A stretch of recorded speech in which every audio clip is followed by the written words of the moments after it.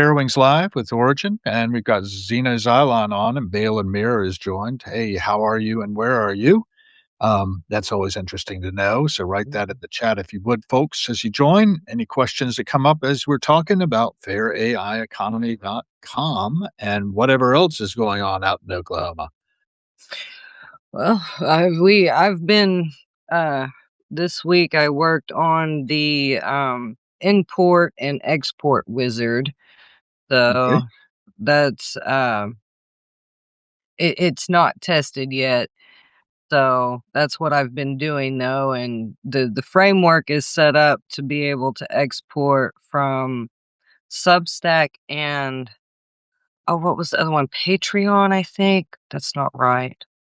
There's one other one that works, right? Or it is untested, but the framework is built to work. So I had to build a universal system for that, to be able to like plug and play because you start building a bunch of one-off systems, they're very fragile. So having to build that structure robustly enough to handle all of those calls has been very interesting. So, it's like you fix one thing in code and two other things break. It's because you have to go back and change wording and, it's all got to talk to each other. And it's interesting to learn how, that all works and stuff. It's a very interesting system, but I liken it to a forest because, there's lots of trees, lots of unique individuals and information's being passed through a substrate that is invisible to us, but, it's still constant communication. So a lot like the internet and, how we're operating these days. Yeah, so importing and exporting from, I think I heard Patreon was one thing, And and Substack is the and other Substack. thing. And it's so Substack is really tricky. Like they Mm, don't offer public APIs, and so got if it. you want to export there, you've got to do this email thing, and it's pretty chintzy, incidentally. But I know that they're working on stuff. They're introducing updates all of the time. So They get it are. together, fix your APIs. In fact, one of the things I ran into yesterday was when I started talking to the Intrepid Editor Press, to Philip Chalmers, we're in the California zone. When I got to this live part, I was hearing the echo, basically, of what we were saying coming back to me. Apparently, the guests weren't, he wasn't, but I was, so I had to just close it down, restart it, worked fine.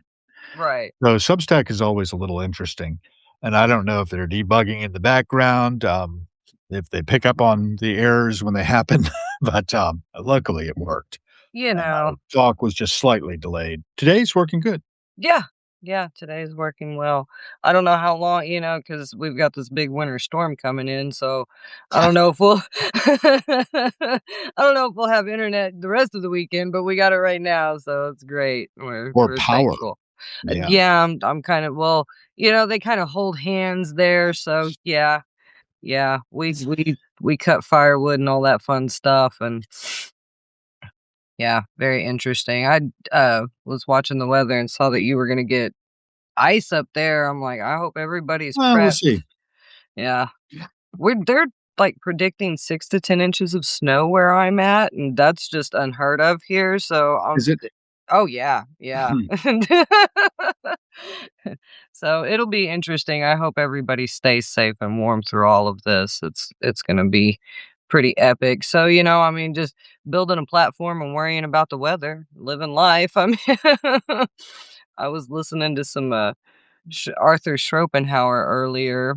Oh, yeah? He, yeah, are you familiar with him? A bit, yeah. It, I like sarcasm. We've had this conversation, and I take him pretty sarcastically, and he's just very straight on the topic, and so it's interesting to see how his work applies to today. Because a lot of people borrow authority, so to speak. They watch a few things on a topic and then think that they've got some type of expertise, and in reality they've just got a bunch of superficial details, and we all play the idiot. So, I'm like, you have to question if you're the idiot in the room or not. And that's my takeaway from Schopenhauer really is to just, make sure that you're not claiming expertise and keep a skeptical mind because there's always something else to learn. Yeah, I love that. I gravitate towards Robert Anton Wilson. He's a little later than Schopenhauer, but, he was saying that he applied maybe logic. So Mhm. you've got Aristotelian logic of yes or no, right? Black or Right. white, Mhm. or maybe. That's the third option. Yeah. Maybe this is the case, maybe it's not. He also had, but I don't think he invented it or anything, but he tried to write an E prime. An E prime, you avoid all use of the verb to be. To be. Okay. So you don't say something is something. So to me, it appears that such and such is so. Right, yeah, use qualifiers. You gotta use qualifiers Yes. because I mean, I'm an expert in nothing. I know a little bit about some stuff, and the more I know, the less the more I learn, the less I actually know. Yeah. And when you start looking at history, the amount of history we know versus the actual time is like we have 2% of our history. It's So, that, yeah. I mean, you there's a know whole section of my neighborhood was wiped out during the Civil War, all the records were gone, but the records on the north side of town were extant. So that right, was nice. We actually could do some work with that from back in the 18th century when we're trying to bring back, as accurately as possible what my hometown of Williamsburg, Virginia was like. So right, I spent a lot of time, thinking about that because my father was a research historian, and I think yeah. a lot about as I'm watching the passing show here, this is the way it looks to me, but I could be wrong. I might be missing a whole lot of information. Oh, yeah. So, I'm listening to different people talk about things. I heard a really good one about the, church event that happened up in, Minnesota recently. Did you see that one where the church service was disrupted by some folks? I that's about as much information as I know about it. I That read a was about as much as headline. I heard too, because I was driving, Yeah. stuff was happening or not really paying attention to the news, but I heard some podcaster folks, talking about this who are talking heads of some degree of journalistic expertise, and one of them pointed out that the one who seemed the most strident there, he just picked up a vibe very strongly, and it was just a vibe, wearing your good vibes T-shirt, sweatshirt, I see. Yeah. Just a vibe that that guy was probably a Fed. you know? And he was doing this thing of trying to be really radical and in the face of everybody, get everybody excited and stirred up. Wow. Perfect pretext for action. You can't trust anything these days. If you look, it's like a lot of us will look at that and say, "Oh, well, that was definitely this." Maybe. There's my maybe logic kicking in. You Maybe not. know? Take time, be slow to react. In fact, don't react at all. Respond if Yeah, necessary, and a lot of times don't even respond, just watch it go by yeah. because it's theater, Well, or be and people are dying out there over these things, yes, but they always have. I was up listening to Steven Pinker. You ever run into Steven Pinker? mm-mm. Okay, here's one for you then. He's contemporary, and he's a writer, and he did this book, 800-page book. I've not read it. Oh. But, I did get it on my Audible so I could listen to it if I feel like and I did listen to a little bit of it, and it's called The Better Angels of Our Nature, and what his analysis is, all this 800 pages of evidence, is that we are getting less violent. That by dint of being able to have these conversations like you and I are having or like people are listening to us having now, we're getting to the point where we recognize each other as other human beings, as other subjects, not Yeah, as objects for manipulation, right? Not something to extract something from. I'm not trying to get anything from you. right. I'm trying to have an exchange of ideas. Yeah, this is And modern communion. being doing that, we get an opportunity to be family, Yes, a chosen family, as it were. right. But And over to you. I want to hear more about this import export um, functionality. You're gonna pull what from Substack and Patreon to where? Uh, so just sort of give us a little more about what and their AI economy will do for people who use it. So I'm still working out the framework. Like I said, I haven't tested anything yet, but this is what I'm working on. So you will be able to create files from Substack. And I still don't even know how to use a lot of what's going on with Substack. I'm 3 buttons in. So but, the instructions say and so when I came up with the instructions, we built the wizard off of those instructions, and it's 5 steps, and you create a file, and then you take that file and you import it into Fair AI Economy, so you're basically just, popping these files over into into my platform, and they're guides that are on the bottom of the landing page, and you can click the guides. You could click for Substack and read the steps, and then there's a hot button, which buttons are such a pain. Anyway, but so you should be able to click the button and import those files from Substack onto Fair AI Economy, and that way you get to retain all of your work. I've seen people that that have lost work when I got banned for that period of time. I didn't have access to any of my work on Substack. I didn't have access to my email list, like any of that. So it back everything up, separately offline, preferably on something that doesn't communicate with the internet, like hard copies are great because all of you're just one complaint away from losing that work. So, it's a good One hack thing. away from losing everything on your hard drive. So I mean that's why I recommend hard copies, something that doesn't communicate with the internet. That way you're documenting your intellectual property. That stuff is time stamped, etc., and it's in your possession.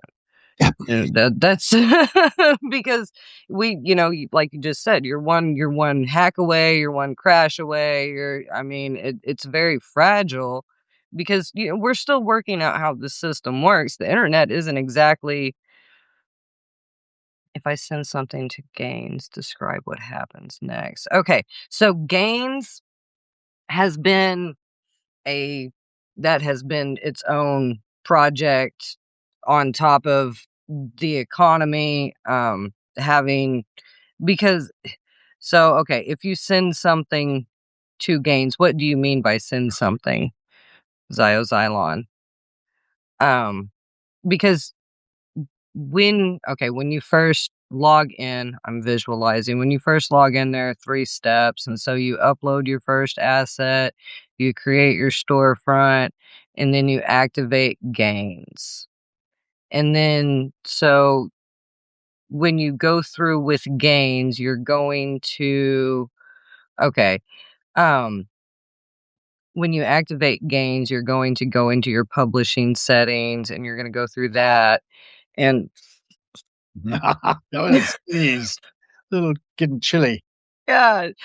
Anyway, um, you're going to activate Gains, and you're going to go into your publishing settings, and you're gonna set your publishing settings depending upon what you're, setting up. So if you're, selling a document, then you would hit like Substack and Mhm. Patreon, Gumroad, that kind of, those publishing settings where you want it to go.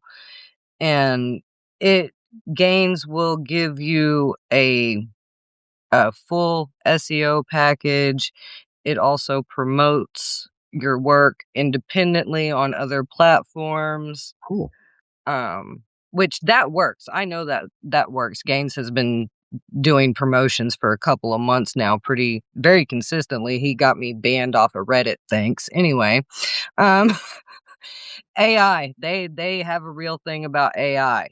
If you're posting, there are ways to post on Reddit, and if you're posting a bunch of links, if it looks like it's AI slop, they throttle you. So, of Interesting. course, my AI got banned because he's an AI. So anyway, But but you have your own account, huh, as a human? I do have an independent Reddit account from yes, I do. Yeah, me too. I don't use Reddit much, but I did have a Reddit product manager, senior product manager with Reddit on, a while back, but what was more interesting to me was her bent on taking 5% of her income as a Reddit, senior developer and or product manager and donating it to solving malnutrition in Nigeria, That's doing pretty all kinds awesome. of good things with what she was able to make off of these platforms. Yeah, And I think that that was really heartening because she's real young, about 27 years old. You're pretty young too. yeah. You're coming up on the 40th mark, right? Yeah, Mentioned yeah, that. I actually just passed 40, so Did you? What it's was your birthday? fun, yeah. I forgot. January 12th. January 12th. Well, congratulations for making it Thank you. another spin around the globe. Yeah. I'm gonna hit 63 myself on February 4th if I Oh, don't die yeah. first. And I don't plan on it, but you never No. know. Yeah. We were talking a lot about that with, Intrepid Editor yesterday because, he had lost a friend at 17 to carbon monoxide accident. I had lost a friend who was 14 when I was 12, falling through the ice of a lake, just 50 years ago, actually, day before yesterday. We've been marking that for years and years, though he always stays alive with us because he was a fifer in the Fife and Drum Corps, and, Right. we don't let anybody die, as it turns out. In some ways, we are always memorializing our fallen, and, I think that's a nice trend. I think that, celebrating people's lives, realizing that we have this moment in which we're alive and we get Mhm. an opportunity to do something for the future. And that's what I hope to that, fair AI economy is going to help people to sort of catch fire for that idea. Yeah. They'll come and build on your platform as it gets stable. And you got a lot of work to do, right? Yes, I do. So I don't know right if the now are you seeing more traffic to it at all? I mean, we have a so very small crowd here. the, yeah, there are there's more auth me access, I can see the telemetry and the analytics on the backside and stuff. I can't see, like, individual IPs. Right.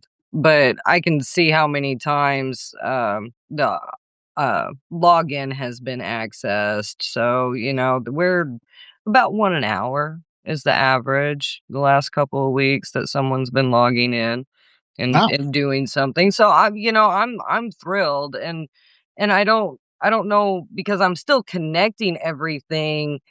There The creation station does work.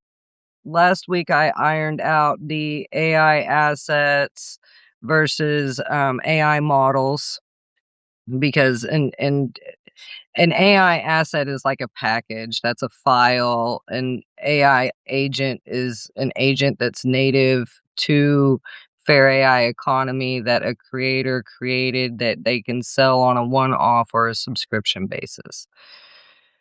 And so it Go ahead.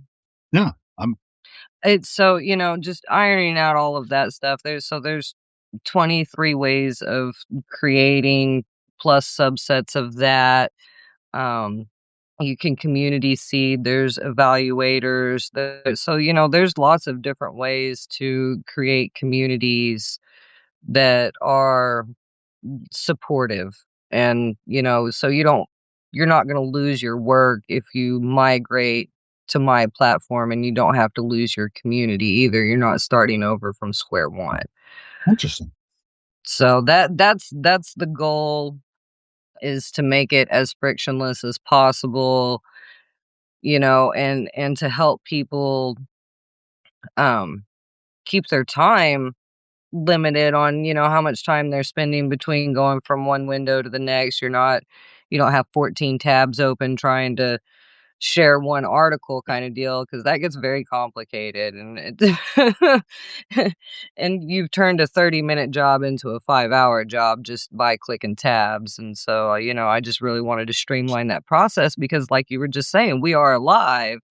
And so, Gaines' job is to work while we're living, to work while we're sleeping, and to do the automation, do the hard work, do the SEO packages and the promotions, and to really enable Mhm. creators to create versus having to close tabs and open tabs, because that's no fun.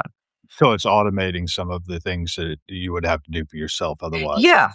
on the The back grind, the platform. grind. I'm not automating creation, I'm automating the grind. Yeah. No, that's one of the things I love about Substack here is that this conversation will automatically be populated elsewhere on these Right, platforms I don't even use. right, But, it will be available for people to do use it, maybe it'll be findable. That's the right. thing too is being findable. I Mhm. dig out my old translations as right before we got on here, as I was talking about that I did in the '90s, which I had published for all intents and purposes as HTML pages on my old, um, University of Pittsburgh student account. Right. And of course, I haven't been a student at the University of Pittsburgh since, it's been a while, a long time.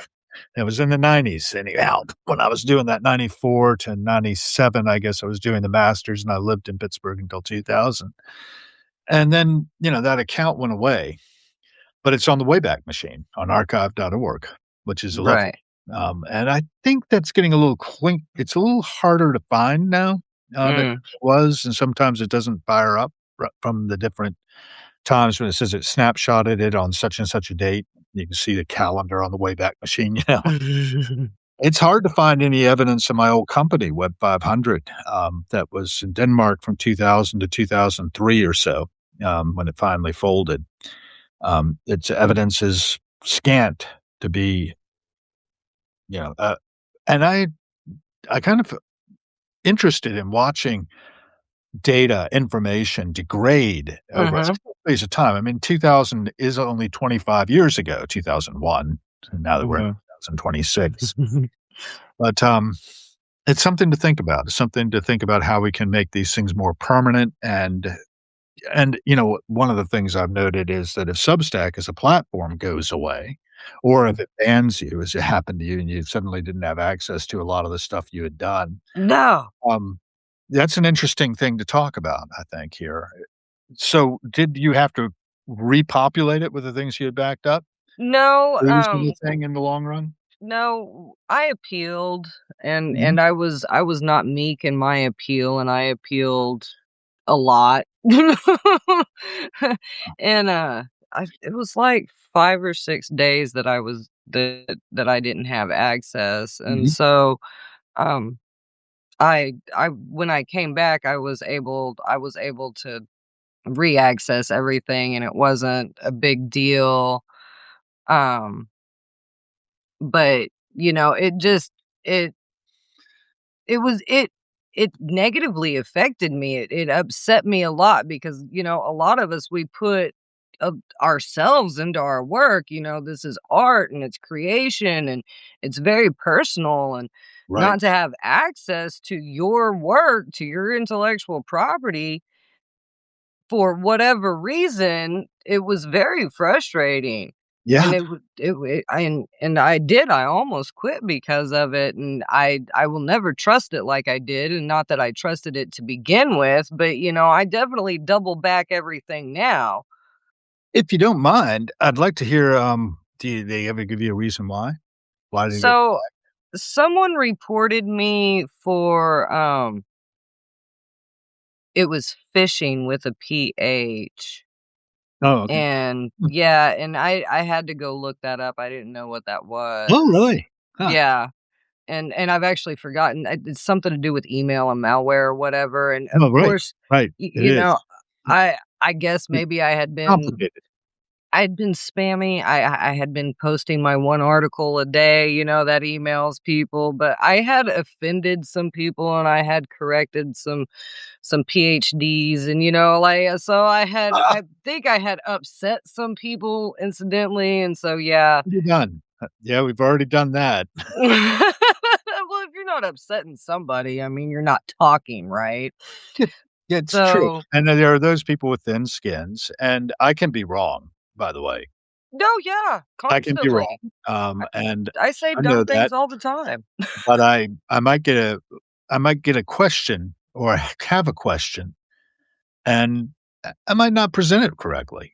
Sometimes I present it in a way that is definitely going to fire somebody up. Yeah, well, like me with the computer stuff, I'm literally learning this days, hours before I'm talking about it with you here, so I mean, I'm Right. still in kindergarten as far as I mean, and I understand stuff. It's explaining it is a little more difficult for me because I'm still learning it. Yeah. So, Well, it's a practice, right? yeah, well, like Giving you last a week we challenge. yeah, well, I'm learning a whole new language, and then there are dialects within that language, depending upon what you're talking to, what platform you're using. They use different, some platforms use JSON, some of them accept text. I mean, there's several coding languages um within this. So, and you have to know what language to speak to that platform or you don't have communication. Yeah. So, it's no different than us having a conversation and then it being translated into another, I mean, it's the same. And I find that money is a language of itself too. So, building an economic platform on the internet while talking about it, see, this is all language and it makes sense to me. Because, you use money to communicate needs, desires, your socioeconomic situation, there's lots of ways that people use money to communicate. Yeah, there are, and, that's one of the things I was getting into with the Reddit, product manager, Rachel Casey Miller was her name and, is her name. I try to get her back one of these days. I haven't yet, and it's been a little while since we did that. I was met her at a, conference here in DC. Oh, nice. I Obliquely. remember when yeah. Yeah, and, it was on AI, Enterprise AI World it was called, but it wasn't really focused so much on the type of AI that I was interested in. Um, Not the frontier, right?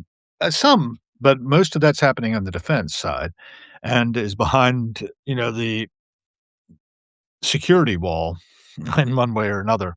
So the things that were interesting there were agentic AIs that are being developed, and a lot of it was, customer service focused and knowledge management focused of, trying to automate tasks that people are having to do.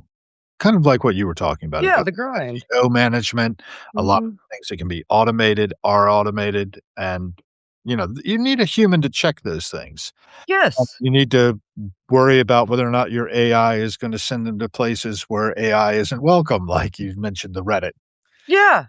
Yeah, and, I human in the loop is required. This AI oversight thing, no, no. Human oversight. Human needs to be in charge of team of 3 to 6 AI and watch productivity go through the roof. Because you trusted the human and you gave them tools to automate the process with. How we're actually communicating right now and writing, which is the other half of this equation, are two of the slowest forms of communication in existence. And that's what we rely on. Oh, yeah. You know what I was watching last night was a segment that Stephen Fry, the British actor, you know him, Mhm. was doing about Gutenberg. It was like a documentary about Gutenberg, and this team was also building a printing press, like, by hand, doing all those hand skills of, like, doing this screw of the press, Mhm. chiseling it out in wood, to Yeah. make that thing. It was really interesting to watch, but, also the slowness of how long it took to file the letter into a matrix and stamp it into a piece of copper that then could be used to cast, Mhm. mold the kind of mold that could make all of these little individual pieces of type Mhm. that then would need to be arranged in the little Yeah. I would used to watch the printers in Williamsburg do this, and, it was amazing they could get anything done, but they had newspapers that were coming out every week. Yep. That's one thing you'll find in my notes is little blurbs from the 1776 newspapers of Williamsburg that my father was taking apart and putting out as a little broadside basically called These Boisterous Times during 1976 for Oh, interpreters wow. on the street to know exactly what was happening that week in Williamsburg at the time. In the case of a day or so ago, Peter Hayes' house burned down right across from the church, and the Mm. wind was coming up out of the south, so it was blowing over toward no, that is towards the south, I guess. It's blowing towards the church, and, endangering it, even though that building is brick, still, it didn't matter, they're still pretty easy to catch fire. Yeah. And it didn't, but the house itself was destroyed, and they're excavating it right now. The site of that house, which was the home of a cabinet maker who had been there up until I think he passed away right about the time the revolution was breaking out. So, putting flesh on those bones, keeping people alive, being alive ourselves, being able to communicate with one another. Speech is definitely slow. Listening, it takes time. Yeah. So I'm kind of amazed at how many people are going live and having conversations out here. If anybody has anything they want to ask us, please feel free to put it in the chat, by the way. Yeah, I'll turn it it's back to you. I I s you know, I like slow things. I enjoy watching the trees go through their cycles. I enjoy having slow, meaningful conversations. The pauses give you opportunities to absorb. It also lends weight to the conversation, and, it's different when you slow down. I was watching, this thing on Phyllis Diller earlier, Yeah. and, she was clocked at, like, 100 words a minute, man. I mean, just, rattling it off, and she was, like, the first real female, female comic and stuff, and Mhm. it was not easy. She told truth. She Yeah. told truth on stage, and people laughed because it was framed in a way that was comical. They knew her, and they had met, this character that she was playing, but in reality, it her life was pretty hard for a long time, and she lived long enough that most of the people that she knew and loved had passed before her, Yeah. and it's like, but she brought so much humor from that suffering, and really highlighted the plight of the stay-at-home wife in the early '60s and into the '70s. She really brought that out into public so people could look at this, and you laugh, but then you think, and the the weight of the conversation really matters in those moments, and if you can present it in a way that is comical, breathe, wait for the laugh, that triggers that part of your brain that's like, "Oh, that's true, that's why it's so funny." And people can ingest truth so much easier through humor, and that's why freedom of speech, our comedians, stand-up comedy is required in this society. The fool was the one that got to speak truth to the king in court and not lose his head. That's a fact, and sometimes he would lose his head anyway. That's the You case. know? I think um, Hamlet opens up with them finding the skull of Yorick, who was a fellow of infinite jest, Mhm. for instance. And, our writers, our authors, and a lot of us on Substack are just that. Those are the ones who really are going to be remembered down the line. Our politicians, not so much. Yeah. Our government officials, not so much. Um, some will make their mark, and we put them in that position and entrusted them a certain power. So I think that this is an important thing for us to consider. It can be funny to some extent, but there's also deadly seriousness about it in the background that we, I think, need to embrace.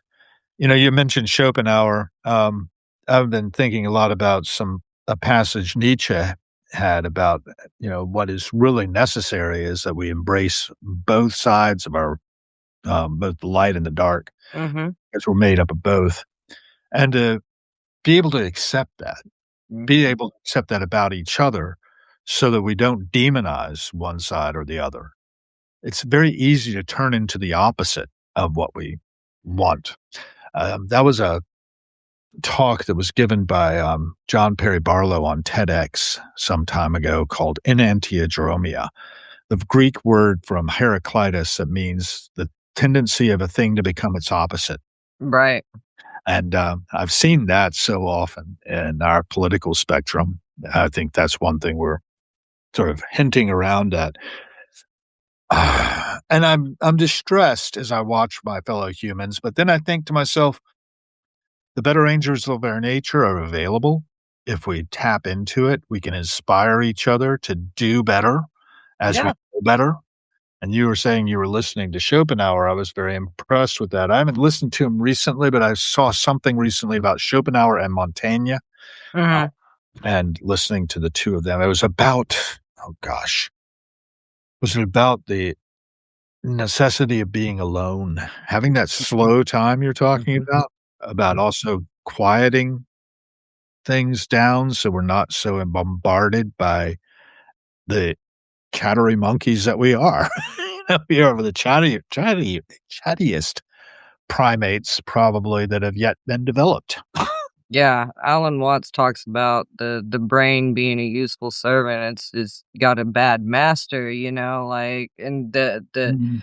chatter in the skull and stuff, and it gets if you can sit quietly with yourself, it doesn't have to be comfortable.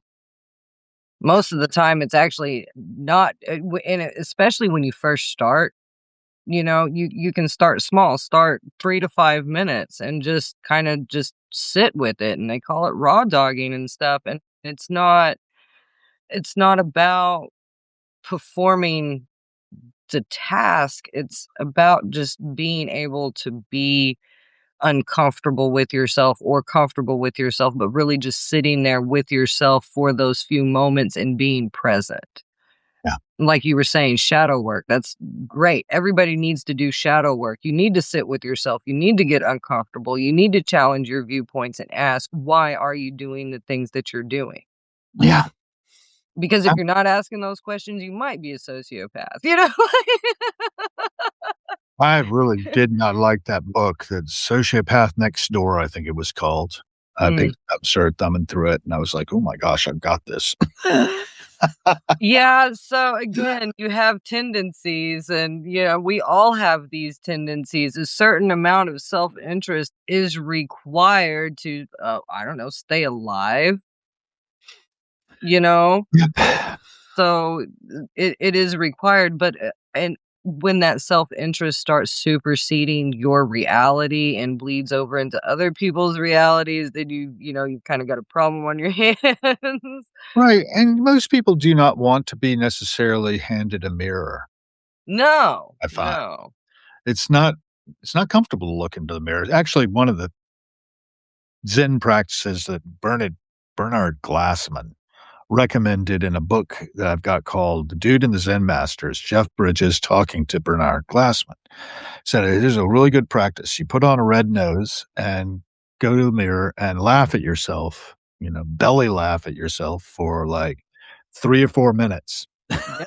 If you can manage that long, that's a long time. You know, I was watching a memorial service for Bob Weir recently, who was the rhythm guitarist with the Grateful Dead, passed away at the age of 78. Had lung cancer, apparently, or a cancer of some form that they managed to get, but then underlying lung issues shortened his life, and he died on January 10th. But on the 17th, they were having a memorial for him in San Francisco. Huge crowds out there. And there was a reason I was talking about it. It was something his wife said about that. Oh, she did 108 seconds of silence. She says, "I know it's a really long time." Just 108 seconds? Is that so long? But it is. And Yeah. then she wanted them all to scream as loudly as they possibly could in his honor, and, they did that, and, then they were dancing, and it was really nice to see. Joan Baez was there, dancing with one of his daughters, and, there were so many people, it's hard to run them all down.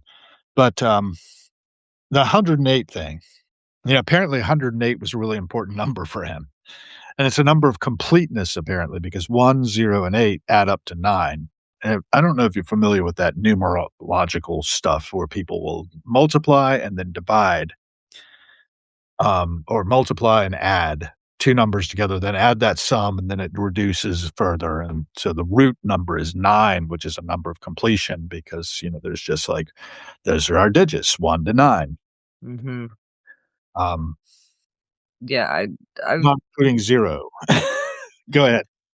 I've looked at numerology and, sacred geometry. It's very interesting. I mean, Yeah. again, it's a framework of thought that people use to rationalize this chaos that we live in. And none of us actually live in reality. We live in a projection of reasoned out facsimiles of truth, you That's know, yeah. it's just like it's this facade. It's we have to construct these tools to be able to get through life with our nervous system somewhat intact and not completely lose our mind simultaneously. Right, I think people just need to calm down a bit, but, it's easy for us to say. We have a certain complexion, I you know certain privileges. Go ahead. I in those moments I am always first, I'm always humble. I wrote an article this past week Yeah, called "The Fortunate Few," okay. and that was that's not my usual thing. It was very heavy, and but, talking about the fact that we have access to the glowing triangles that we're using right now to communicate. Other people have the same access, and, there are people in the world that don't even have the concept of love. So, Ooh, with access comes responsibility. We have some of the greatest learning tools in human history, and we're watching TikTok? You're watching drain unclogging videos? And I understand the catharsis is required, but, those 90-second and they're not even 90 seconds. I refuse to watch reels, shorts, and no. Because it interrupts your attention span. I feel the same way about commercials. Stop interrupting me. I'm busy. And but it's training your mind, whether anybody wants to cop to it or not, it's training your mind to be interrupted, which is obviously affecting our attention spans. So, again, with building my platform, it's an ethical decision about how much gamification you want to put into it and how much of the psychology of marketing and other aspects that are going to be put into it. And I really want to keep it very simple and very pure, but at the same time, I like watching little things do this, and it's very there has to be middle ground, that third option, the hybrid method. You have to have a little bit, but, you have to eat your fruit and vegetables. Most people don't like spinach. Most people much rather would eat a banana or an apple or, even a piece of candy, but the spinach is actually beneficial, and you need things out of that, and it's no different with, these topics that are boring. Well, yes, they're boring. Ethics are boring. That's why they get overlooked all of the time. Nobody wants to look at their shadow and go, "Yeah, I'm gonna take that from you, and I'm just not even gonna talk about it."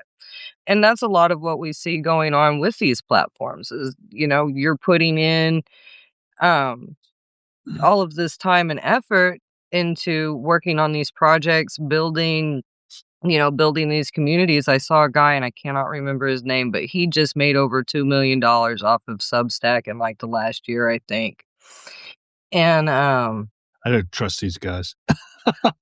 there But was a screenshot. So, there was a screenshot there, and mhm, it said that, it had the digits there. There were 7 of them, and it was a 2 at the beginning, so 2,000,000. okay. And he was This just yeah, everybody's in tears, and congratulations first, because wow. Um, effort is but underrated. Yeah. but how much money did Substack make off of this one individual? Yeah, well, he made about $10 10% roughly is what they're taking. So what's 10% of 2,000,000? That's not a bad rake. No, and it does feed the platform and keeps the Eh platform from having to run right. ads, which I love Okay, right and now. Substack's around 10%, we've talked about this. Mhm. You get into OnlyFans. OnlyFans is 20%. YouTube is 30 to 50%. There's, I mean, and if you get demonetized on YouTube, it can dip even lower. You're Huh. talking about 30% of your income. Mhm. That's all you're getting. Yeah, I actually don't use, anything else for monetization aside from Substack. I didn't like Patreon, I didn't like Medium. I just basically said, "Well, this is gonna be my go-to, and I'm gonna go all in on Substack." It's not paying much, to tell you the truth, but that's okay. I'm not really here for the money. I'm here for more of the, exchange of ideas, the Right. opportunity to build that community, to continue to network, with people, to have the tools available, which can go out to all these other platforms. I think that's, preservative of the digits. It's Yes. producing a body of work in general, Yes. and whether that work gets valued, gets supported or not, it's kind of immaterial right now for me in a way, and I probably am not really sensible that way. But in a way, I think that this is better way to be, as in staying away from thinking about the money and being Right. more in tuned to the service provided. And whether or not the service is actually something needed or wanted, well, I don't know. You never know. And I looked at it with that long view in mind. That was another thing that Bob Weir was talking a lot about before he died. He wanted his music to be there 300 years from now. He was really Right. thinking in those terms. I think in 700-year increments, and largely because it's about 1326, 700 years ago, Mhm. and our ancestors were doing things, making choices that led one thing to the other, and then they were impacted by things like the Black Death shortly thereafter Yeah. that really put a bottleneck on our genetics, right, as we came out of that, and it changed the economy. It actually did really good things for the Yeah. economy because the population was getting large, and then Mhm. things changed. Yeah, Um, well, and then humans or became valuable again. Human within labor became valuable. within a couple of 100 years, you have the exploration that comes over here and really messes things up for the Amerindians. Mhm. Yep. And you look at the kind of repercussions that are happening as we interrelate with one another. I think that the breaking down the barriers of race and of ethnicity or national boundaries is happening, and the internet is one of the best tools for it. It hasn't achieved quite what it could have, I think, because a lot of us have been distracted. Yeah. There's been these large corporations that have controlled major parts of it. Facebook, um, Microsoft, Apple, Amazon, and that goes on, and Google, of course, don't forget Google. Yeah, well, it's social engineering. There was a moment, though, and are moments when you see a little bit of freedom breaking out. That's what I feel about Substack personally. I will go ahead and advocate for this platform once again. Oh, A yeah. new platform, because you're building something yourself that could take off. It's like I was talking about earlier, I might be talking to you and you're the future Elon Musk. I It really hope not. I have may no not be where you wanna desire, go, but you I'm not know? sure that's where he wanted to go, but he ended up there. By dumb luck? I don't know. One thing after the other fell his way, took the opportunities, and now he's, like, either the most hated man in America or he's, like, some sort of I don't know what to call him, but he's definitely an influencer. Like Bill Gates is an influencer. Go ahead. Absolutely. Well, and that's right back to the social platforms, X and Microsoft. This is social engineering, and I don't know it I don't think that dumb luck plays as much into it as, it's more it's more nuanced than that. Um, being willing to show up when 99% of other people won't. Mm, That comes into it, I play Super Mario Brothers. I still play Super NES. We have an emulator and stuff, and I was playing the other night, and I played for, like, 4 hours, and I died hundreds of times, and I still continued to play because it was fun. Yeah. You have to be willing to show up and die hundreds of times in a row before you get it right. Well, this might be an interesting, thing to project onto the reincarnation model. I mean, We kinda like the showing up and dying that was going on in, The Peripheral, when I think you've yeah, seen it now. exactly, yeah, I did watch that one, and it Yep. you do have to be willing to embrace that and make those decisions, and so then are you there I would imagine there comes a point when you have to make the decision that this is what I am and accept that and move on from it. The how my thinking about this platform is pretty I I hope that it is in the right place. I because I am coming from a place where I want to empower people where their brilliance can genuinely shine. They can own their own intellectual property. That is such a huge thing because if you post something on Facebook, other platforms, I know Facebook for sure does this. They own you. They own your group, they own your articles, they own it. And that that's not a good contract to sign. It's my intellectual property, I own it, it's mine. I generated it, it's mine. If I sold it to you, that's a different thing. So if you're not paying for the product, then you are the product. Those are not my words. I can't remember where I heard that. Somebody else that's smarter than me said that. Uh-huh. So, beware anybody that's giving you gifts, right? The Trojan horse thing. And I have a little I'm experience not on that.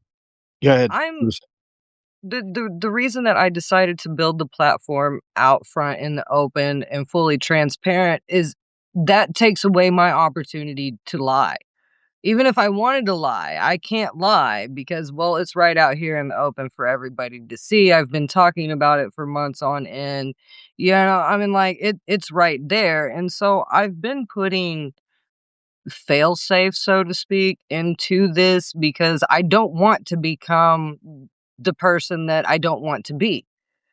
I enjoy being who I am. I'm creating an opportunity for myself, for my family, for other people.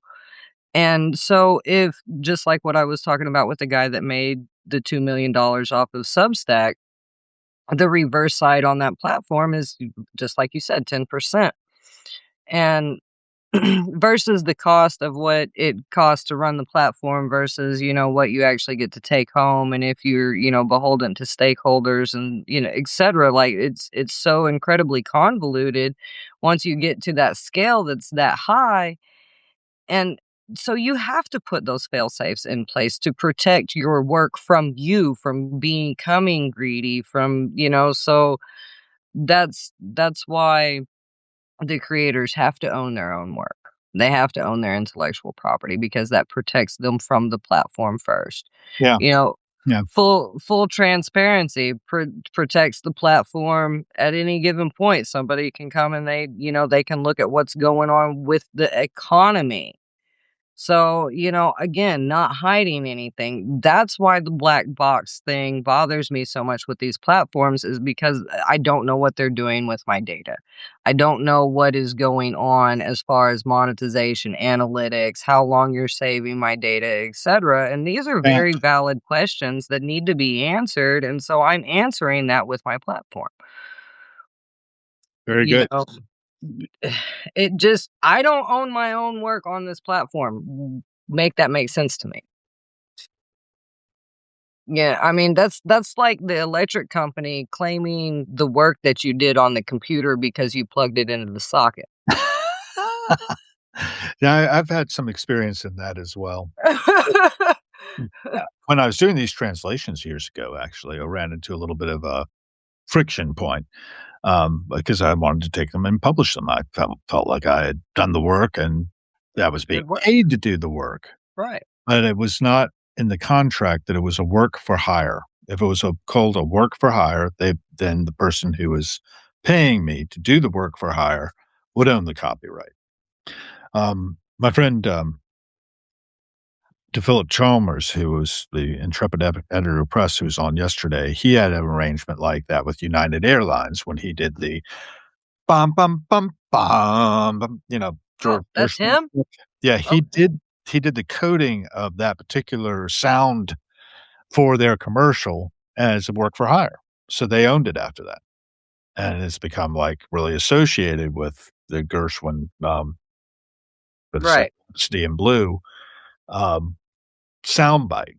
But I don't understand how he programmed it, but it's Gershwin wrote it, so not really my affair. When I Complex. was doing my translations, I did not have a work for hire in my contract with doing this work, and I could prove that, and I wanted to assert my copyright over it. And the guys who had paid me money to do the translations for their shop, which were just the translations, but were very adamant that I didn't have the right to publish it. And I asserted that I did. And I did. I gave Yeah. them credit for what they did, you know, and gave them full acknowledgments and such, which seemed reasonable. But the fact that they got really, onery about the work I had done was very strange to me and unfortunate. It actually Right. really damaged the relationships I had with these guys in some ways. And, even the chief lawyer of the foundation threatened me. And it's like, I had a lot of friction here and there as I went through life. And oftentimes it's when somebody wants to own you as, creative. There's some other work being done by Keith Gard, who I had on not too long back. I don't know if you happened to see it go by, but Keith has managed Aerosmith during the pump phase of their career. Mhm. And now he's got another gig going on. And I've got to dig into the details of it because I haven't yet. But it has to do with protecting the work of creatives. And his whole shtick is finding artists that he manages and making sure that their work is theirs, and stays in their hands. Yeah. They get compensated right for their work. Now, I think Aerosmith has been very well compensated for their work, I would expect. But, there it is. So I'm trying to do more of that type of thing. These conversations with people from all spectrum. Doesn't Yeah. matter where you are on the socioeconomic phase. If you want to talk to me, come on Harrowings and dig in and get down to what matters. What really matters, I think, is our humanity, our shared humanity, Yes. that we don't take advantage of each other. You were Right. talking earlier, and I said I had some experience in something where somebody gives you money. Mhm. I got contacted by these people saying, "My wife and I, we try to find a worthy cause every so often, and we give them money," and I got a check for much more than the amount was supposed to be. It looked legit, but it didn't have, like, the tab on it that you would tear off. So I was suspicious about it. I went down to the bank, and the bank was suspicious of it too, but they were very rude to me, and I sort of forced it through, and then I realized I'm doing something really stupid here, and I reversed it and sort of made sure that my banking information would not go to these people. And sure enough, they contacted me afterwards saying, "Oh, we wrote that for too much. Could you just send us back the balance?" And of course, it would have bounced. This check was no good. Right. And it was some sort of um, some sort of fishing expedition of the Yes. PH variety, but Yeah. a fairly sophisticated one because it looked legit in a lot of ways, and then I was like, "Nobody does that." And Mm. if the bank hadn't been rude to me, I probably wouldn't have pushed it through and then had to do a whole lot of scrambling after the fact to make sure that it indeed did go through. Right. Did not expose my banking information to these people who probably would have drained my accounts, given the opportunity. You gotta be really careful out there, folks. My folks got scammed, as they got older. When people get older, it's easier to do, uh, Mhm. because their critical, like, thinking skills diminish, even if they're really smart people, as my folks both were. My mother now can't hardly remember, what she had for breakfast. But, these are sad times to watch people, as they age into what's ever's gonna be next when we drop the body, as they say, and go on to whatever, and I'm not even sure what that is, but we're here now, Yeah. and that's what matters. Um, so it's Yeah, it's 10:59. I think we're ready to wrap up. yep. I'll give you the mic for the last message you wanna get across to folks who are here. We've had, looks like 16 other people join us. Yeah, just thank you everybody for coming and spending this time with us. I hope that everybody's, gonna stay warm this weekend and Yeah. stay safe and all that. Make good decisions, be kind. Yeah, Yes. and please, go check out fairaireconomy.com.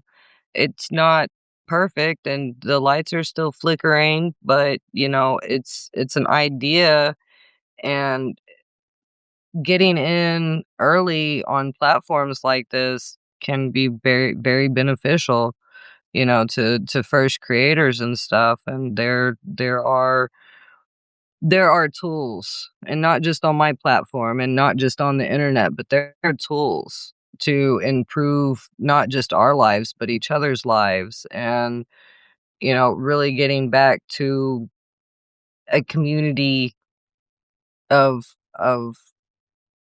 not takers, but, communicators. And let's just, get together on some stuff. Everything is doom and gloom right now. Just turn the algorithm off. Go outside if you can. Read a book if you can't. You know, hold hands with your loved ones. Call a friend and say, "Hey friend, I love you," for no good reason, just because you're my friend. I mean, this is the stuff that matters. And it gets obscured by garbage most days. So just remember to be a human, guys. Getting some hearts there, and that's great. Yeah. Thank you so much. I appreciate your time, and, we'll talk again next Friday probably. Yes, looking Drink forward to it. Budweiser if I have power. Yeah, right, exactly. Best of luck to everybody. Thank you all. I appreciate those hearts coming up. See you later. Out here.